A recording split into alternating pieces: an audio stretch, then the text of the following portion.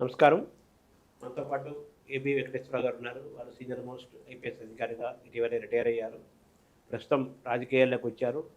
ప్రజల తరపున పోరాడి పాలనలో మార్పు రావాలని, సుపరిపాలన రావాలని, మంచి జరగాలన్న ఆలోచనతోటి, రాజకీయాల్లో కూడా మార్పు రావాలన్న ఆలోచనతోటి వారు రాజకీయాలకు వచ్చినట్టుగా మనం గమనించవచ్చు. సుదీర్ఘకాలం బ్యూరోక్రాట్గా, ముఖ్యంగా పోలీస్ అధికారిగా పనిచేసి, ఇంటెలిజెన్స్ చీఫ్గా చేసి అనేక విషయాల పట్ల గొప్ప అవగాహన కలిగించుకొని ప్రజల పట్ల నిల్చోవడానికి ఇప్పుడు వారు సిద్ధమవుతున్నారు. వారిని అడిగి వారి గత ప్రయాణము, భవిష్యత్ ప్రయాణము, ప్రస్తుత ప్రణాళికలు ఇవన్నీ తెలుసుకుంటూ రాజకీయాలు, రాజకీయ నాయకులు వర్సెస్ బ్యూరోక్రాట్స్ మధ్య సంబంధాలు ఏ విధంగా ఉన్నాయి, ఎలా ఉండాలి, ఎలా ఉండకూడదు, ఇవన్నీ కూడా మనం తెలుసుకుంటూ ప్రతిష్టాత్మకమైన సివిల్ సర్వెంట్ యొక్క ఆ వ్యవస్థ యొక్క గౌరవాన్ని ఏ విధంగా కాపాడుకోవాలి అవి కూడా తెలుసుకుందాము. అలాగే రిఫార్మ్స్ ఏమేమి రావాలి కూడా పోలీసింగ్లో కానీ, గవర్నమెంట్లో కానీ ఏం రావాలి, ఇవన్నీ కూడా వారికి ఉన్న సుదీర్ఘమైన అనుభవము, అకాడమిక్ రికార్డ్స్ తోటి వారి ద్వారా మనం ఇవన్నీ ప్రజలకు అందించే ప్రయత్నం చేస్తాం. నమస్కారం. నమస్కారం అండి. సివిల్ సర్వీసెస్లోకి రావాలనే ఆలోచన మీకు ఎందుకు కలిగింది అనే ఇన్స్పిరేషన్? ఎవరి ఇన్స్పిరేషను లేదండి.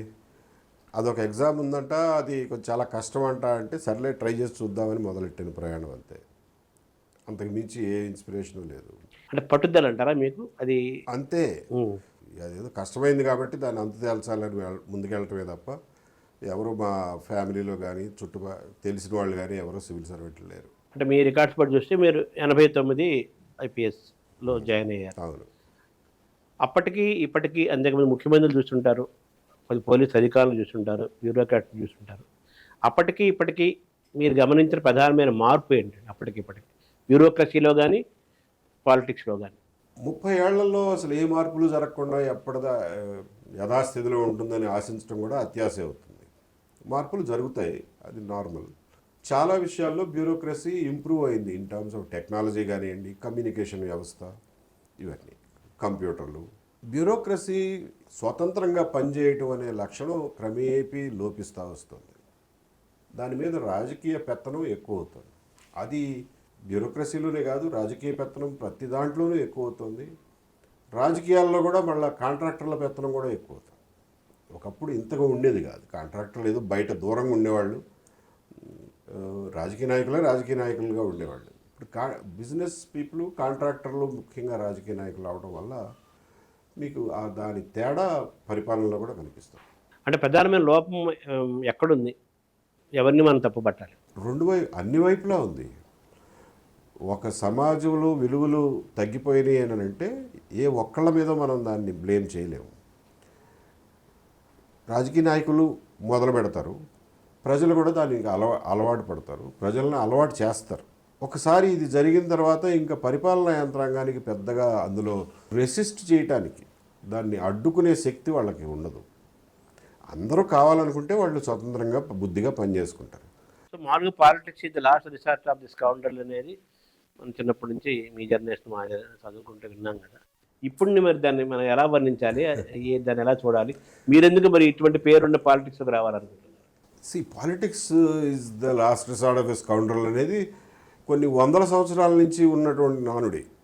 ఇక్కడే కాదు, మన ఎక్కడైతే పాలిటిక్స్ ఎప్పుడు ఉంటుంది? మహారాజుల కాలంలో పెద్దగా పాలిటిక్స్ ఉండదు. అందులో కూడా మంత్రుల మధ్యన, మంత్రులు సైనికాధికారుల మధ్యన మంత్రాంగాలు, కుట్రలు ఉంటానే ఉంటాయి. మన స్టోరీలో చదువుతుండే కదా. కానీ ప్రజాస్వామ్య రాజకీయాల్లో కూడా కుట్రలు, ఒకరి మీద ఒకరు పై చేయి సాధించడం కోసం ఎంత నీచైన కానీ ఒడిగట్టడం, ఇవన్నీ కొన్ని వందల సంవత్సరాల నుంచి వెస్ట్రన్ డెమోక్రసీస్లో కూడా ఉన్నాయి. ఇంగ్లీషు డెమోక్రసీ ఒక రోజులో ప్రక్షాళన అయిపోలా. 200 సంవత్సరాల క్రిందట ఇంగ్లీష్ డెమోక్రసీలో ఎలక్షన్లో వాళ్ళు కూడా ఓట్లకి డబ్బులు ఇచ్చి ఓట్లు ఎంచుకునేవాళ్ళు. అది అక్కడ కూడా జరిగింది 200 సంవత్సరాల క్రిందట. కాకపోతే క్రమేపీ వాళ్ళు ప్రక్షాళన దిశగా వెళ్ళారు, మనం పతనం దిశగా వెళ్తున్నాం.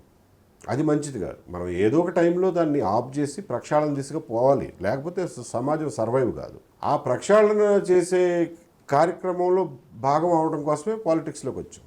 అంతే తప్ప ఇది పాడైపోయింది అని చెప్పి భయపడి పారిపోతే, మాలాంటి వాళ్ళం పారిపోతే ఎవరు వస్తారు? ఇంకా చెడగొట్టే వాళ్ళే వస్తారు కదా. సో మా బాధ్యతను విస్మరించలేము ఓ మనిషిగా.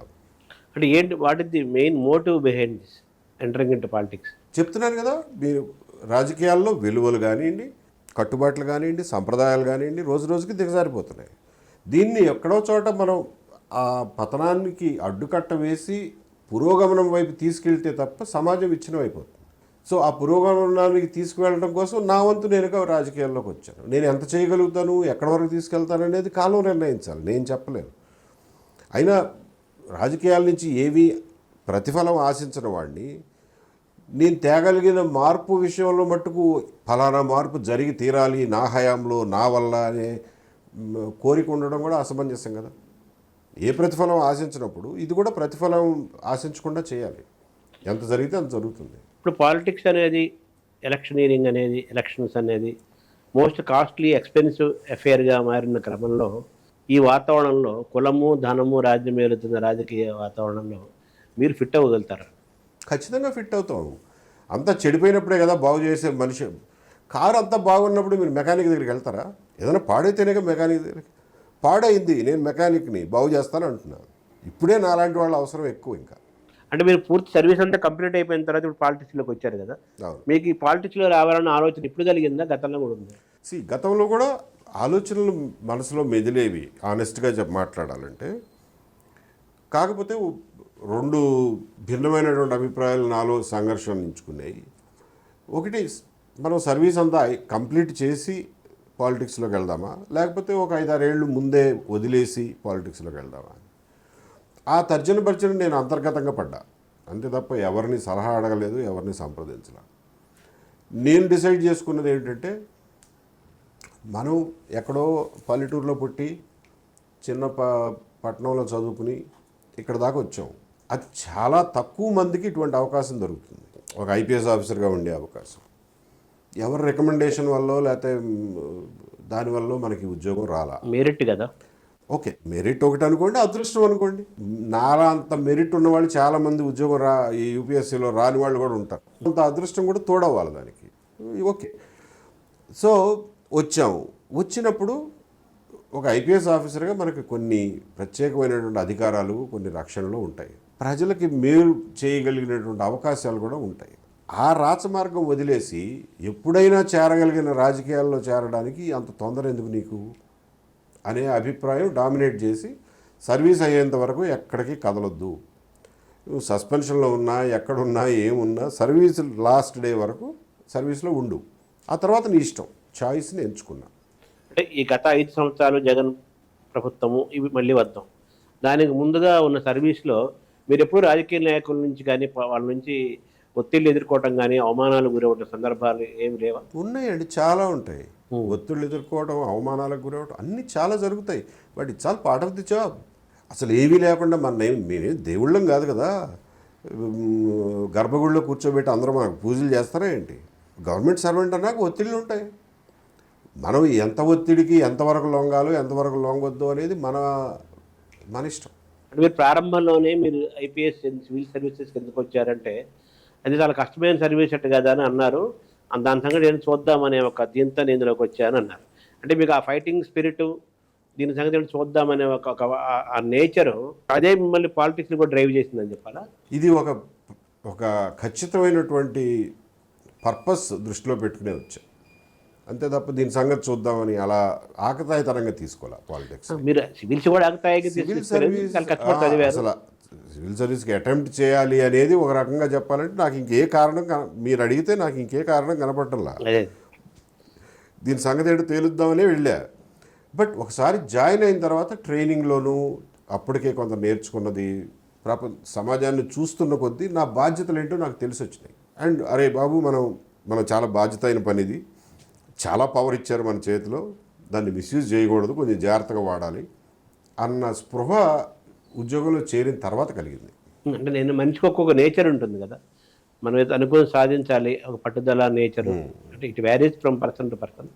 ఆ నేచరే మిమ్మల్ని ఆ రోజు మీకు అకాడమిక్ ఎక్సలెన్స్, మీకుండే బ్రిలియన్స్, కష్టపడే నేచరు, దాంతోపాటు దీని సంగతి చూద్దాం అనే ఆ నేచర్ ఉంది కదా, ఒక ట్రైట్, అది మిమ్మల్ని అందులో తీసుకెళ్ళి సెలెక్ట్ అయ్యారు, ఐపీఎస్ ఆఫీసర్ అయిపోయారు. అది అంతర్లీనంగా నా జీవితకాలం ఉంటుందని అనుకుంటున్నాను. ఏ పని చేసినా కానీ దాని ఎఫెక్ట్ వెనకాల ఉంటుంది. మరి రేపు రాబోయే సివిల్ సర్వెంట్స్కి, యంగ్స్టర్స్కి, ఇప్పుడున్న ఆల్రెడీ సర్వీస్ ఉన్న వాళ్ళకి ఇదంతా ఇబ్బందికరమైన వాతావరణం కదా. కరెక్ట్, ఇబ్బందికరమైన వాతావరణమే. ఇవాళ ఉన్నటువంటి పరిస్థితులు ఉంటాయి అని చెప్పి ఇంత జ్ఞానం, ఇంత అవేర్నెస్ నాకు గనక ఉండుంటే ఈ సర్వీస్లోకి వచ్చేవాడిని కాదు. అది ఖచ్చితంగా చెప్పగలను. కాకపోతే ఆ రోజున అసలు ఇంత వివరంగా మనకు తెలియదు ఇందులో ఉన్న మంచి చెడులు, ఏదో గుడ్డెది చేలో పడినట్టు చేరిపోయామనుకోండి. ఇటువంటి పరిస్థితి ఉంది అన్న అవగాహన పూర్తి స్థాయిలో ఉండుంటే నేనైతే వచ్చేవాడిని కాదు ఈ సర్వీస్లో.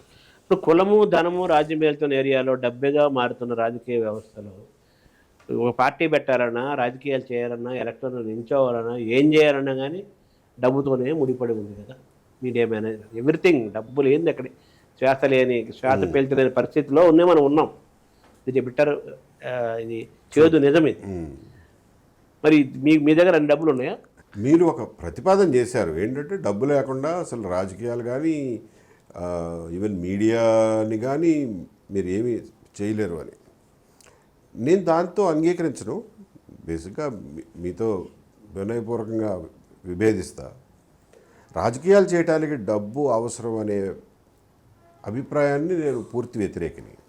రాజకీయాలకు డబ్బు అవసరం లేదు అనేది నా ప్రగాఢమైన నమ్మకం. రెండవది మీడియా అంటారా, ఎస్ వాళ్ళకుండే ఒత్తిళ్ళు వాళ్ళకుంటాయి, వాళ్ళకుండే ఇంట్రెస్ట్లు, అది నడపడానికి అయ్యే ఖర్చులు, దాన్ని ఇట్స్ ఆల్ రైట్. కాకపోతే లక్కీగా ఇవాళ రోజున మనకున్న అదృష్టం ఏంటంటే సోషల్ మీడియా అనేది ఒక మెయిన్ స్ట్రీమ్ మీడియా అయిపోయింది. సో మీ అభిప్రాయాలని మీరు చెప్పే మాటని లక్షలాది మందికి తక్షణం చేర్పించగలిగినటువంటి సాధనం టెక్నాలజీ పరంగా వచ్చింది. కాబట్టి మీడియా విషయంలో కూడా డబ్బుతోనే పని జరుగుతుంది అనేది కరెక్ట్ కాదు, అవసరం లేదు. అంత రాజకీయాల గురించి కానీ మీడియా గురించి కానీ డబ్బులు లేకపోతే పని జరగదు అనే నిస్పృహలోకి వెళ్లాల్సిన అవసరం లేదు అని నేను ఖచ్చితంగా నమ్ముతున్నాను. మీరు అడిగారు కదా మీ దగ్గర అన్ని డబ్బులు ఉన్నాయని, అసలు నా దగ్గర ఏ డబ్బులు లేవు, అదే నా బలం అనుకుంటున్నాను. తర్వాత మనకు మిగతా రాష్ట్రాలు, ప్రాంతాలు ఎలా ఉన్నా కూడా కులం అనేది కూడా ముఖ్యంగా మన ఆంధ్రప్రదేశ్లో ఒక మేజర్ ఫ్యాక్టర్ అయింది. మంచికి చెడుకు ఉంది కదా. దీనిలో మైనస్ పాయింట్లు, ప్లస్ పాయింట్లు కొన్ని ఉంటే ఉండొచ్చేమో కానీ మైనస్ పాయింట్ కూడా ఎక్కువగా ఉన్న వాతావరణం ఉంది. మీ సామాజిక పరంగా మీరు చూస్తే ఒక సామాజిక వర్గానికి మీరు ఒక వ్యక్తిగా మీకు ఐడెంటిఫై అయ్యారు ఆఫీసర్గా. ఇటువంటి నేపథ్యం రేపు ఎలక్షన్స్లో మీకు ఇబ్బందులు రావంటారా? ఆంధ్రప్రదేశ్కి యాక్చువల్గా ఇది ఒక చెడ్డ పేరు ఉందండి.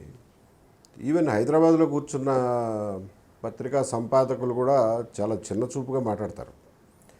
మీరు అందరూ కులాలు పేరు చెప్పి కొట్లాడుకు వస్తారు, మీలో నాగరికత లేదు అన్నట్లుగా మాట్లాడుతుంటారు, ఎద్దేవా చేస్తారు. అది పూర్తిగా వాస్తవం అని చెప్పి నేను నమ్మను. ఆ చెప్పే వాళ్ళు ఉండే ప్రదేశాల్లో, ఆ రాష్ట్రాల్లో కూడా కులాల స్పృహ లేకుండా ఎక్కడా లేదు. ఉండకొద్దిగా అక్కడ కూడా పెరుగుతుంది తప్ప ఏమి తగ్గడంలా.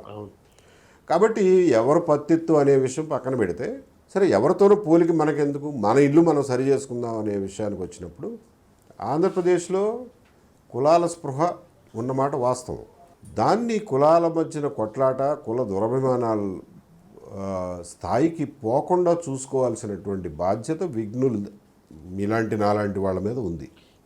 మన వ్యక్తిగత అభిప్రాయాలు ఎలా ఉన్నా సామాజిక అంశాలకు వచ్చేసరికి కులాన్ని, ఈవెన్ మతాన్ని కూడా అసలు ప్రాతిపదిక లేకుండా చేయాల్సిన అవసరం, అలా చేయడానికి ఒక ప్రయత్నం చేయాల్సిన అవసరం అయితే ఉందా. నేను నా రాజకీయాల్లో మన రాష్ట్రానికి ఉన్నటువంటి ఈ చెడ్డ పేరు, కులమతాల కుంపట్ల చెడ్డ పేరుని పూర్తిగా తుడిచిపెట్టి ఈ కుళ్ళు నుంచి రాష్ట్ర సమాజాన్ని ప్రక్షాళన చేయడానికి నా శక్తియుక్తులు ధారపోస్తాను. ఎంతవరకు సక్సెస్ అవుతానో తర్వాత సంగతి, కానీ నేను మాత్రం ఆ బేసిస్ మీద రాజకీయాలు చేయను. ఆ బేసిస్ మీద రాజకీయాలు చేసే వాళ్ళతో కలిసి నడవను. అంటే మీకంటే ఒక ముద్ర పడింది కదా బై, అది కారణాలు ఏదైనా కావచ్చు, నిజాలు ఏదైనా కావచ్చు.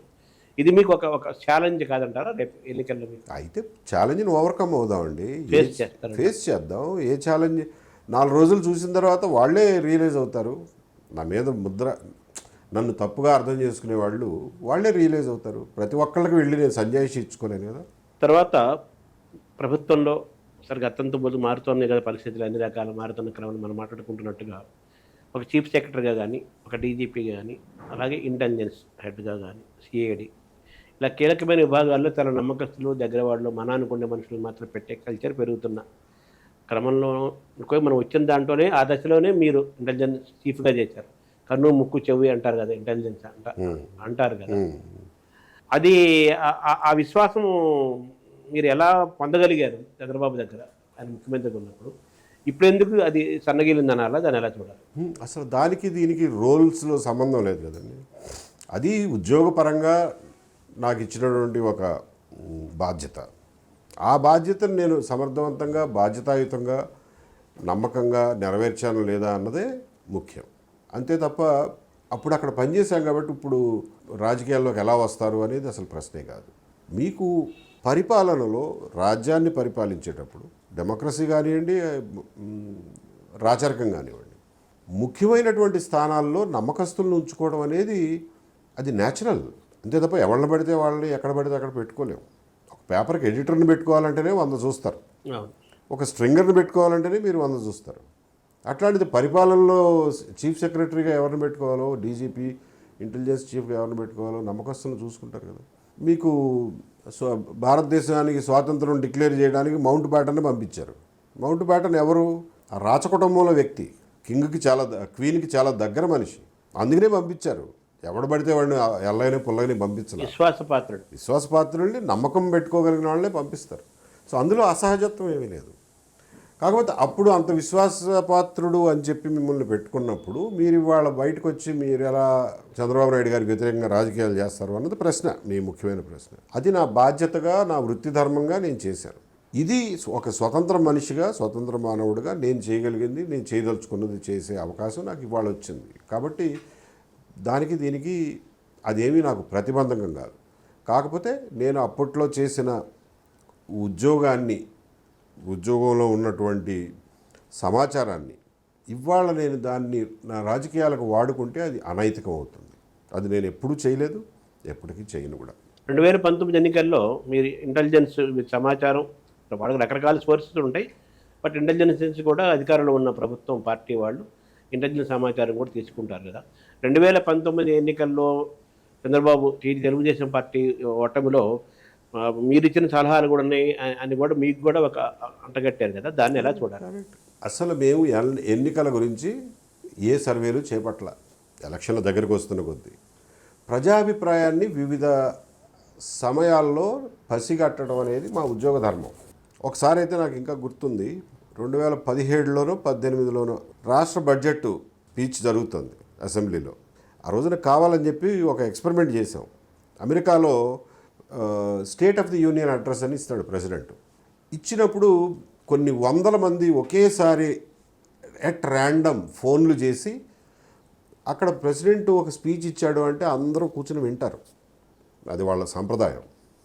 అంటే టీవీల ముందు కూర్చుని వింటారు.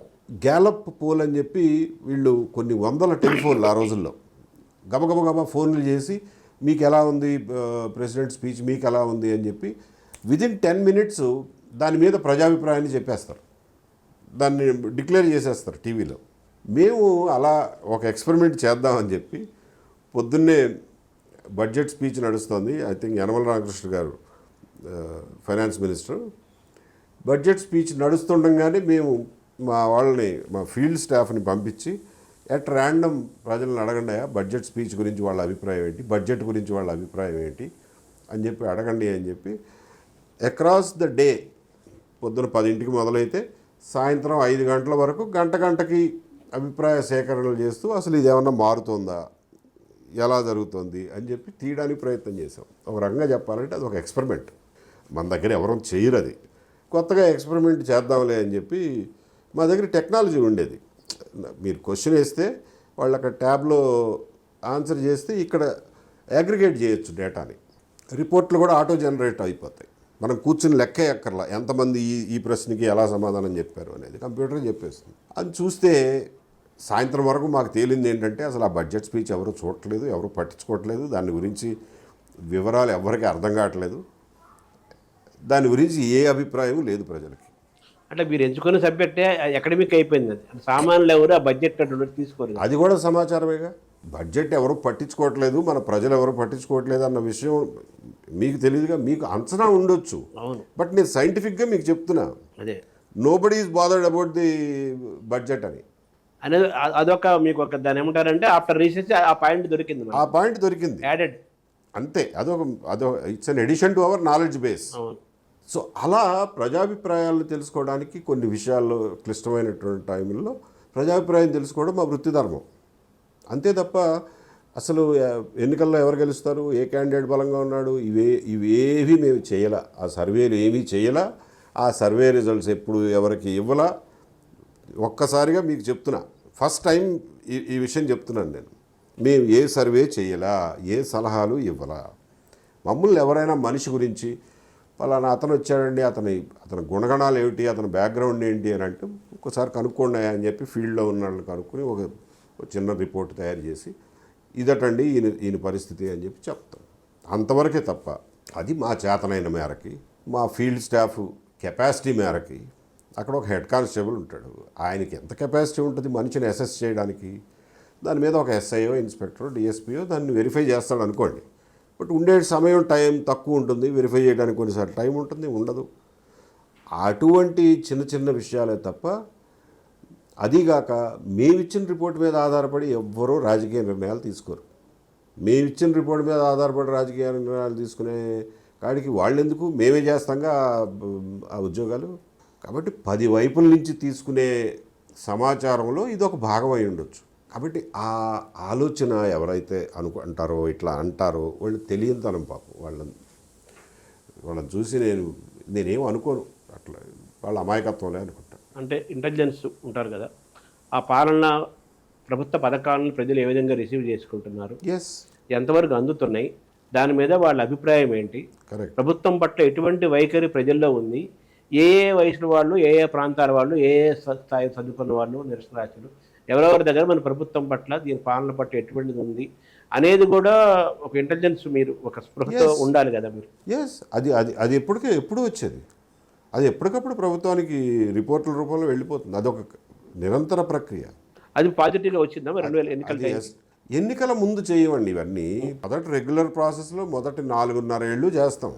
ఎన్నికలు దగ్గర పడే కొద్దీ ఇవేమి పెద్ద లెక్కలోకి ఉండవు, వాళ్ళ బిజీలో వాళ్ళు ఉంటారు. ఓవరాల్గా ఇంటెలిజెన్స్ ఎలా పనిచేస్తుంది అంటారు భారతదేశం స్టేట్స్లో కానీ సెంట్రల్ ఇంటెలిజెన్స్?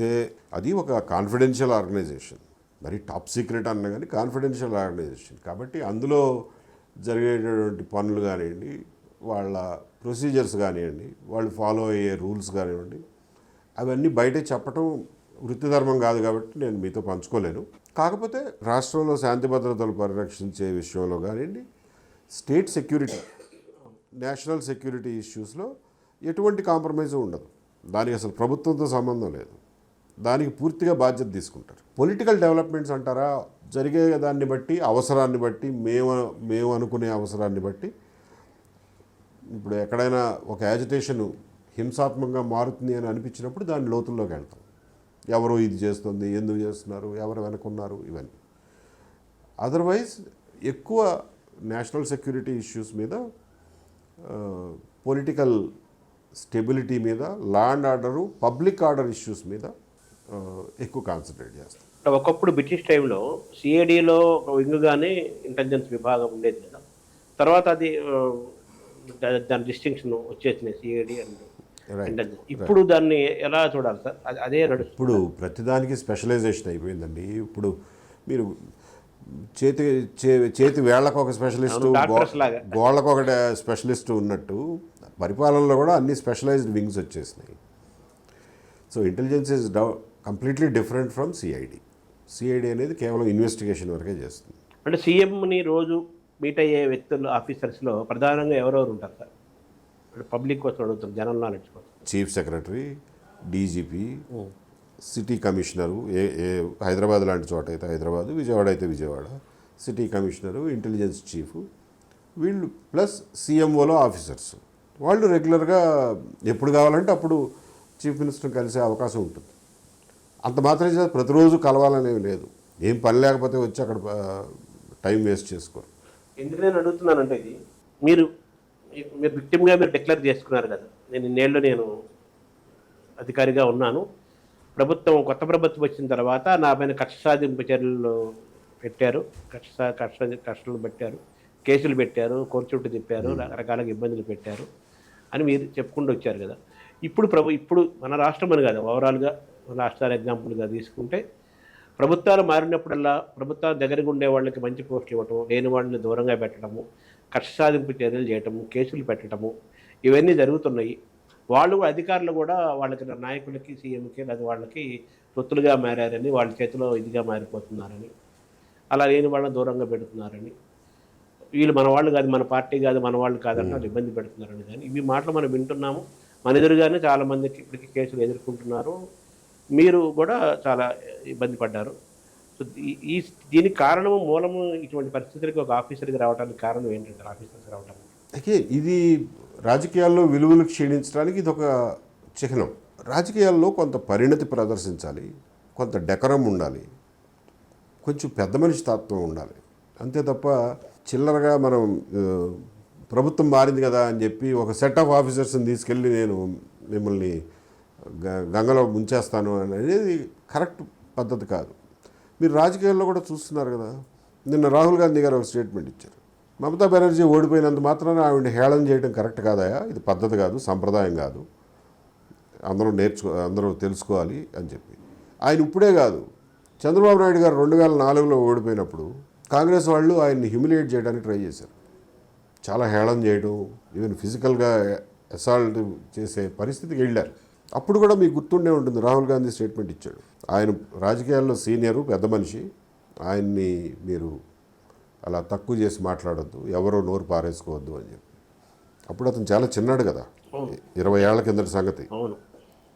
అయినా కానీ అతనికి ఆ పరిణతి ఉంది. ఆ మెచ్యూరిటీ రాజకీయ నాయకులు అందరూ ప్రదర్శించాలని కోరుకుందాం. ఆ మాత్రం డీసెన్సీ, డెకరం ఉండాలి రాజకీయాల్లో. ఆఫీసర్స్ వైపు నుంచి ఫాల్ట్ లేదంటారా ఈ పరిస్థితి? మీరు ఎలా తయారు చేస్తే అలా తయారవుతారండి ఆఫీసర్లు. వాళ్ళు ఆఫ్టర్ ఆల్ సర్వెంట్స్. మీరు కదా వాళ్ళు నడిపించేది. మీరు ఎలా ఉండమంటే అలా ఉంటారు. మీరు ఒక తుచ్చుడిని తీసుకొచ్చి ఒక సింహాసనం మీద కూర్చోబెడితే వాడు తుచ్చుడిలాగానే బిహేవ్ చేస్తాడు. సార్ మా ఆఫీసర్కి ఒక ఇండివిజువాలిటీ, ఒక ఆల్ ఇండియా సర్వీస్ కదా ఐఏఎస్ ఐపీఎస్ అంటే ఇవన్నీ ఉంటాయి కదా. మరి దీన్ని అందరూ ఒకలాగా ఉండరు కదా శర్మ గారు. ఇప్పుడు జర్నలిజంలో మీ మాదిరి మీ స్థాయి ఎథిక్స్ ఉండేవాళ్ళు అందరూ ఉంటారా? అంత మాత్రం చేత జర్నలిస్ట్ కాకుండా పోరుగా అన్ని రకాల మనుషులు ఉంటారు. క్యారెక్టర్ అంటారు. క్యారెక్టర్, ఇండివిజువల్ క్యారెక్టర్ అది. మీరు ఒక పనికి ఒక మనిషికి పోస్టింగ్ ఇచ్చేటప్పుడు వీడు దీనికి పనికి వస్తాడా లేదా, దీనికి సరిపడిన క్యారెక్టర్ వీడికి ఉందా లేదా అని చూసుకోవాలి. ఎవడ పడితే వాడిని జర్నలిస్ట్ అన్న ట్యాగ్ ఉన్నంత మాత్రం ఎడిటర్ని చేయరు కదా. అక్కడ అదే ఒకటే వాతావరణం, ఎక్కడైనా అదే, హ్యూమన్ అఫైర్స్లో ఎప్పుడైనా అదే కదా. 2024లో మళ్ళీ చంద్రబాబు వచ్చిన తర్వాత మీకు ఒక మంచి పదవి వస్తుందనో, మీ ఉన్నతమైన స్థానంలో కూర్చోబెడతారని ఎక్కువ మంది మాట్లాడుకున్న మాటలు. అది జరగలేదు కదా. అది ఎందుకు జరగలేదంటారు? అది మీరైనా ఆశించారా? జరగలేదా? ఎందుకు జరగలేదు? It is beneath my dignity to talk about it firstly. రెండోది, నేను 2-3 సార్లు చెప్పాను కాబట్టి దాన్ని రిపీట్ చేయడంలో నాకేం ఆక్షేపం లేదు. నేను అడిగిన పదవి కానివ్వండి, పని కానివ్వండి ఒకటే. జగన్మోహన్ రెడ్డి పడగనీడ ఈ రాష్ట్రం మీద మళ్ళీ పడకుండా ఉండే పని చేయడానికి పని ఇవ్వండి, దానికి సరిపడినటువంటి పోస్ట్ ఏదన్నా అవసరమైతే క్రియేట్ చేసి ఇవ్వండి అని అడిగారు. వాళ్ళు అన్నీ ఆలోచించి నన్ను పోలీస్ హౌసింగ్ కార్పొరేషన్ చైర్మన్గా అపాయింట్ చేశారు. ఇది నేను ఎంచుకున్న జీవిత లక్ష్యం ఇది కాదు, కాబట్టి ఇది నాకు సరిపడదు అని చెప్పి నేను అందులో జాయిన్ కాల. అంతే, నా వరకు నేను చెప్పగలిగింది అంతే. అంటే అటువంటి పోస్ట్ ఏంటి క్రియేట్ చేస్తారు? అది ఈరోజు వాళ్ళు అడిగితే రేపు భవిష్యత్తులోనే అడుగుతున్నాను నేను, ఏదైనా ఆఫీసర్గా మీరు అంటలేదు. భవిష్యత్తులో ఇంక ప్రభుత్వాలు మారినా కానీ గత ప్రభుత్వాలు చేసిన తప్పులు జరగకూడదు, లేదా తప్పులు బయటికి తీయాలి, బాగుండాలి, గుడ్ గవర్నెన్స్ ఉండాలి. ఏమైనా అంతకుముందు చాలాసార్లు చెప్పారుగా. గత 5 ఏళ్లలో చాలామంది ప్రతిపక్షంలో ఉన్నప్పుడు చెప్పారుగా, వీళ్ళందరినీ, ఈ తప్పులు చేసిన వాళ్ళందరినీ శిక్షిస్తాం, వాడికి ఒక అవసరమైతే ఒక కమిషన్ వేస్తాం, లేకపోతే ఒక ప్రత్యేక యంత్రాంగాన్ని ఏర్పాటు చేస్తాం అని చెప్పి చెప్పారుగా. సో అది ఏదో ఒక ఆలోచన మనసులో ఉండే చెప్పుంటారు కదా, ఆ ఆలోచనని ఇంప్లిమెంట్ చేస్తే సరిపోయేది. సో ఆ సూపర్విజన్ దానికి ఒక వింగ్ డెవలప్ చేయాలి అన్నారు. ఎన్ని రకాలుగానే చేయొచ్చు. పిండి ఉంటే ఎన్ని రకాల దోశలైనా వేసుకోవచ్చండి. పిండి ఉండాలి, దోశ వేయాలని ఆలోచన ఉండాలి. పిండి ఉన్నా కానీ. ఇప్పుడు మీరు పరువు నష్టం దావా వేశారు కదా 11 మంది మీద, అది ఎందుకు చేశారు? దాని నా స్వవిషయానికి వస్తే, నేను రోజు నెత్తి నీళ్ల కొండ పెట్టుకుని నాకు ఇంత ఇలా చేశారు అలా చేశారని ఏడ్చే రకం కాదు. కానీ దుర్మార్గంగా కావాలని చెప్పి నిబంధనలు పాటించకుండా, సంప్రదాయాలు పాటించకుండా, చట్టాలను పాటించకుండా నా పట్ల దుర్మార్గంగా ప్రవర్తించిన వాళ్ళని చట్టం ముందు నిలబెట్టడం నా నైతిక బాధ్యత కింద భావిస్తాను. కాబట్టి వాళ్ళ మీద పరువు నష్టం దావా plus there is a peculiar term called malicious prosecution.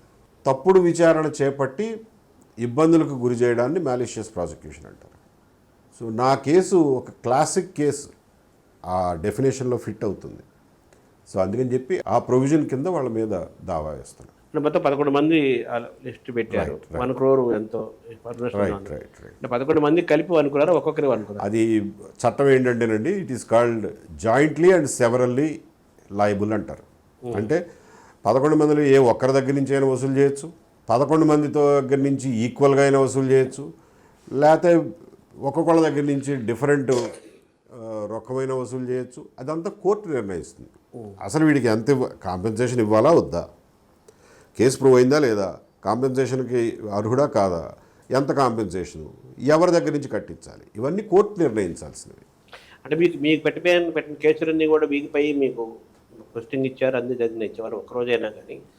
But నైతికంగా మీరు విజయం సాధించినట్టే కదా, నైతికంగా అండ్ టెక్నికల్గా లీగల్గా. కరెక్ట్. అది 4 ఆస్పెక్ట్. కరెక్ట్. మళ్ళీ ఇది ఎందుకు? తప్పు చేసిన వాళ్ళకి శిక్ష పడాలిగా. తప్పు చేసిన వాళ్ళు అట్లా తప్పించుకుపోకూడదు అనేది నా ఉద్దేశం. లేకపోతే రేపు పొద్దున ఇంకొకళ్ళు చేస్తారు. మనకు ఉన్నది ఎందుకు చట్టాలు తప్పు చేయకుండా నిరోధించడానికి. మనం యాక్షనే తీసుకోకపోతే ఎలా నిరోధిస్తాం? ఇంకొకరికి ఇలా జరగకూడదు, ఇంకొకరికి ఎలా జరగకూడదు, డిటరెన్స్ ఉండాలి కదా. ఐపీఎస్ లెవెల్, డీజీపీ లెవెల్ స్థాయి ఆఫీసర్లు కూడా అరెస్టులు అయ్యే పరిస్థితులు, అరెస్ట్ చేసే వాతావరణం వస్తుంది కదా. ఈ సంకేతం నుంచి ఐఏఎస్ ఐపీఎస్ లాంటి ఒక ప్రతిష్టాత్మకమైన వ్యవస్థకి గౌరవాన్ని ఎలా తెచ్చుకోగలుగుతాము? ఇటువంటి ఆఫీసర్ల విషయంలో ఎలా ఉండాలి, ఏం చేయాలి, ఏం చేయకూడదు? రాజకీయాలు మారితే 3 నెలల్లో అన్నీ సెట్ అయిపోతాయి. ఇదేం కష్టమైన పని కాదు. వాళ్ళు మైనం బొమ్మలు లాంటి వాళ్ళు. మనం ఎలా తయారు చేస్తే అలా తయారవుతారు. మన బట్టే వాళ్ళు నేర్చుకుంటారు. మనం ఎలా చేయమంటే అలా చేస్తారు. కాబట్టి ఇవేమీ ఇర్రివర్సిబుల్ కాదు, ఈజీగా ప్రక్షాళన చేయొచ్చు. సో అవినీతి అనేది కూడా పెరుగుతోంది కదా, అధికారులు పెరుగుతోంది, నాయకుల్లో కూడా పెరుగుతోంది. దీనికి మరి అంతము లేదా? అంతం పెట్టాలి, చెక్ పెట్టాలి. దానికోసమే కానీ మీరు రాజకీయాల్లోకి వస్తుంది. One of the main reasons is that ఈ విచ్చలవిడి అవినీతి ఇక్కడితో ఆగదు. పతనం అండి ఒకసారి స్టార్ట్ అయిన తర్వాత, కాలు జారడం మొదలైన తర్వాత ఇది ఒక్కసారితో ఆగదు. అది కింద అధోపాతాళానికి తీసుకెళ్ళిపోతుంది. కాబట్టి దాన్ని అధోపాతాళానికి వెళ్ళిన తర్వాత మళ్ళా ఒక కొత్త సమాజం ఉద్భవిస్తుంది అని ఊరుకుందామా, లేకపోతే ఈ పతనాన్ని ఇక్కడతో ఆపి మళ్ళా ఉచ్చ దిశగా మనం తీసుకెళ్దామా అనేది మన చాయిస్. అంటే మారాల్సింది, చైతన్యం చెందాల్సింది ఓటర్లు కదా. ఖచ్చితంగా చైతన్యం చెందడానికి కూడా వాళ్ళకు ఒక మార్గదర్శనం కావాలి, లీడ్ చేసే నాయకత్వం కావాలి. అవన్నీ ప్రొవైడ్ చేయడం కోసమే నేను రాజకీయాల్లోకి వస్తున్నాను. ఎంతవరకు నేను అందివ్వగలను, ఎంతవరకు వాళ్ళు అందిపుచ్చుకోగలరు అనేది కాలం నిర్ణయించాలి. ప్రయత్నం అయితే చేయాల్సిన బాధ్యత నాది.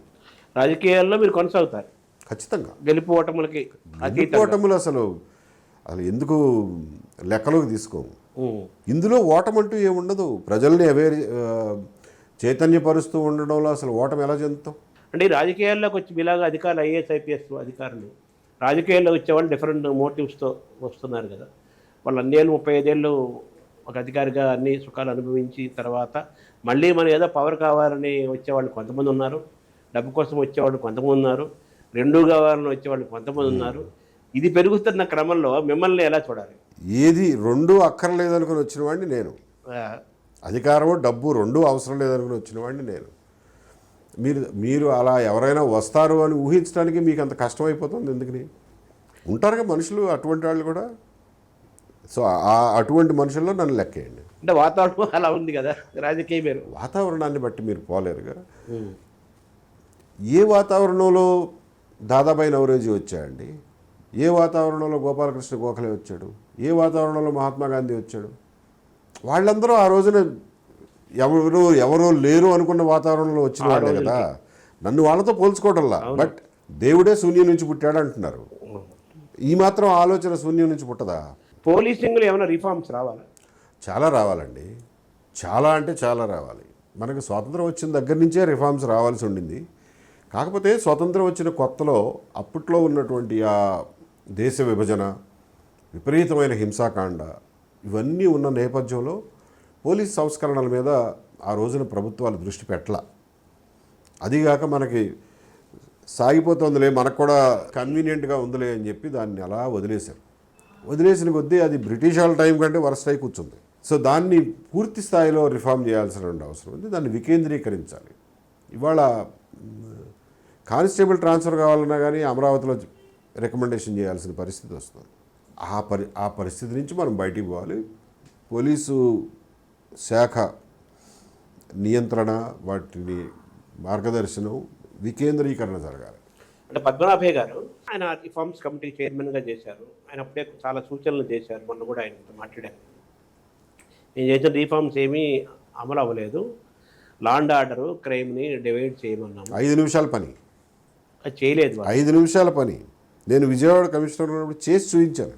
కాకపోతే అన్ఫార్చునేట్లీ మళ్ళీ అక్కడి నుంచి ట్రాన్స్ఫర్ చేసి ఇంటెలిజెన్స్లో పడేశారు. కానీ లేకపోతే దాన్ని ఇవాళ కూడా ఒక ప్రూవెన్ ఎక్స్పెరిమెంట్గా నిలబెట్టేవాడిని. సో నాకు తెలుసు అది 5 నిమిషాల పని. ఎందుకు చేయట్లేదు అంటారు? ఎవడకు అసలు ఆలోచన ఉండదు, పట్టింపు ఉండదు, చేయాలన్న కోరిక ఉండదు, దాని అవసరాన్ని గుర్తించరు. దురదృష్టకరం. అంటే ఇన్వెస్టిగేషన్లో, క్రైమ్ ఇన్వెస్టిగేషన్లో కానీ, లా అండ్ ఆర్డర్ మెయింటైన్ చేయడంలో కానీ మనం ముఖ్యంగా మన ఆంధ్రప్రదేశ్ ఎక్కడున్నాం? గొప్పగా ఇంప్రూవ్ అయిన దాఖలాలు అయితే ఏం కనపడడంలా.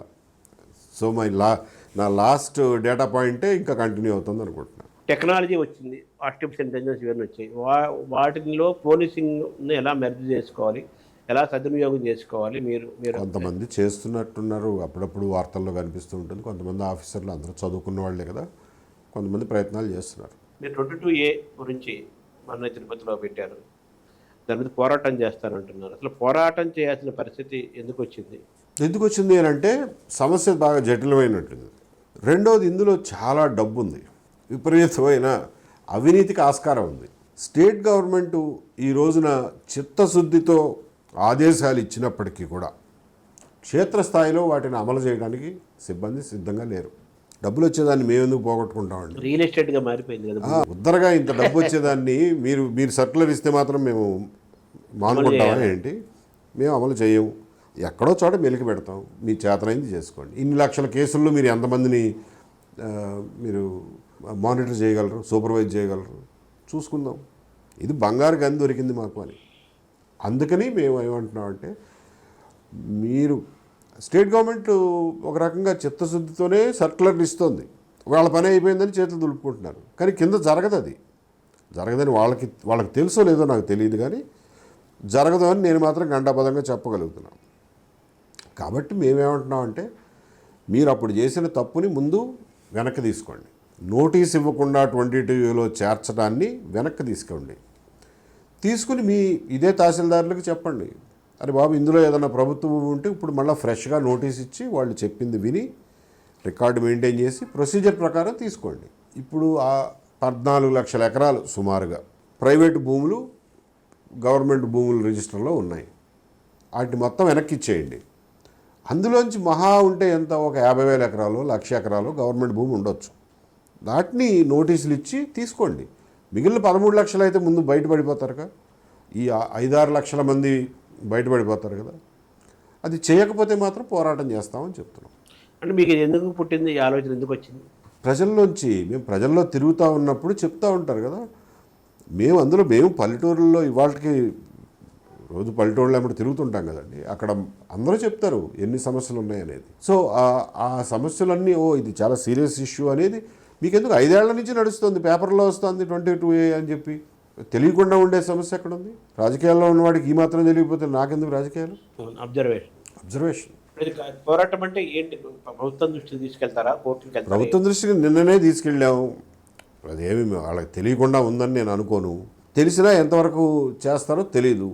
సో ఈ బాధ్యతలందరినీ ఒక చోట జమ చేసి ప్రభుత్వం మీద యాజిటేషన్ డిక్లేర్ చేయడమే, రోడ్ల మీదకి వచ్చి యాజిటేషన్ చేయడమే.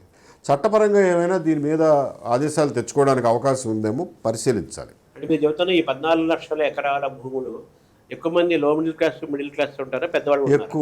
ఎక్కువ వాళ్ళేనండి, ఎక్కువ వాళ్ళే. కాకపోతే కొన్ని ఏంటంటే అంతకుముందు పెనమలూరు, అంతకుముందు పల్లెటూరు, ఇవన్నీ వ్యవసాయ భూములు. ఇవాళ అది కోట్ల రూపాయలు అయిపోయినాయి.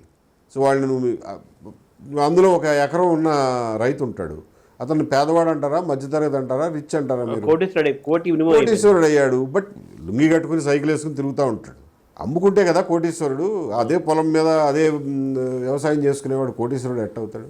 మీకెందుకు వాడు రిచ్ అయితే మీకెందుకు, పూర్ అయితే మీకెందుకు? వాడి హక్కుని మీరు కాపాడండి.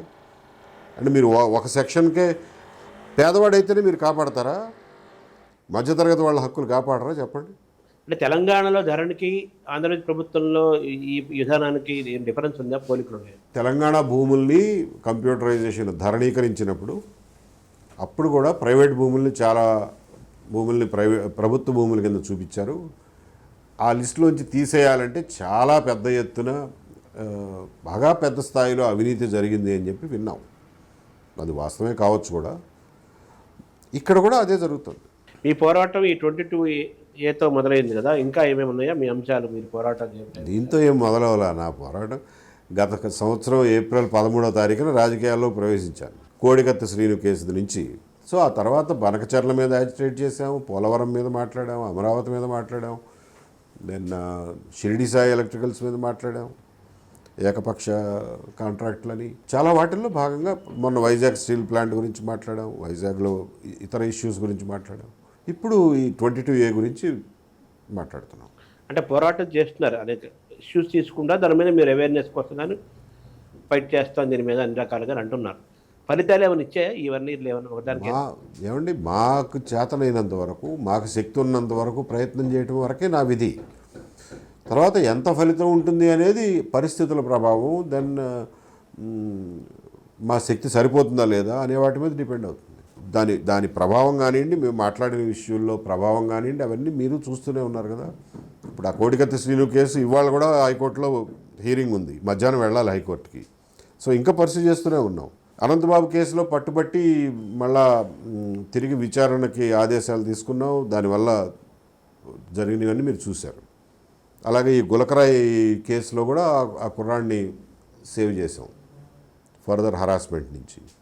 బనకచర్ల ప్రాజెక్టు మీద మేము ఖచ్చితమైనటువంటి స్టాండ్ తీసుకున్నాం. అది అనేక కారణాల వల్ల, మేము చెప్పింది ఒక కారణం కావచ్చు, అనేక కారణాల వల్ల ఇవాళ గవర్నమెంట్ ఒక స్టెప్ వెనక్కి తీసుకుంది. పోలవరంలో సమస్యల్ని ఎత్తి చూపించాం. దాని మీద ఇంకా ఫర్దర్గా కూడా మాట్లాడతాం. దాని మీద న్యాయపరమైనటువంటి చర్యలు కూడా తీసుకుంటాం అవసరమైతే. సో ఇలా ఫలితాలు మీరు రకరకాలుగా ఉంటాయి. సార్, ఫోన్ ట్యాపింగ్ అనేది కూడా జనంలో బాగా ఒక భయప్రాంతాలకు గురి చేస్తుంది. అసలు ఆ ఫోన్ ట్యాపింగ్ అనేది ఎందుకు, అసలు అది ఒకప్పుడు ఏదో కొంతమందికి మాత్రమే, కొన్ని కేసులకు సంబంధించిన మాత్రమే ఉండేదాన్ని. ఇప్పుడు ఫోన్ ట్యాపింగ్ చాలా కామన్ అయిపోయింది, తెలంగాణలో పెద్ద ఎత్తున వినపడుతుంది. దీన్ని ఎలా చూస్తారు సార్ ఏదైనా ఆఫీసర్? అది రాజ్య రక్షణకి అవసరమైనటువంటి సాధనాల్లో ఒకటి. బ్రిటిష్ వాళ్ళు పెట్టిందే, అది మనం కనిపెట్టింది కాదు. 1872 చట్టం ప్రకారం కొన్ని పవర్స్ కొన్ని ఇన్స్టిట్యూషన్స్కి ఇచ్చారు. దాని మీద సూపర్వైజ్ చేయడం, అది మిస్యూజ్ కాకుండా చూసే పవర్స్ కూడా వేరే వాళ్ళకి ఇచ్చారు. దానికి ఒక పద్ధతి ఉంది. ఆ పద్ధతి ప్రకారం పోతే ఏమీ ఇబ్బంది లేదు. దాన్ని మిస్యూజ్ చేస్తే తెలంగాణలో కేసు అయినట్టు అవుతుంది. మిస్యూజ్ అవుతుంది కాబట్టే ఇప్పుడు ఇష్యూ అవుతుంది కదా. కరెక్ట్. మిస్యూజ్ అయితే ఆ మిస్యూజ్ చేసిన వాళ్ళని శిక్షించాలి తప్పకుండా. Thank you very much sir. Thank you Sharma గారు. మీరు అనుకున్న రంగంలో విజయం సాధించాలి, అన్ని వ్యవస్థలు కూడా మార్పు రావాలి. ఇదే ఫైన్ అప్పుడు కూడా ఉండాలని ఆశిస్తూ నమస్కారం. నమస్కారం.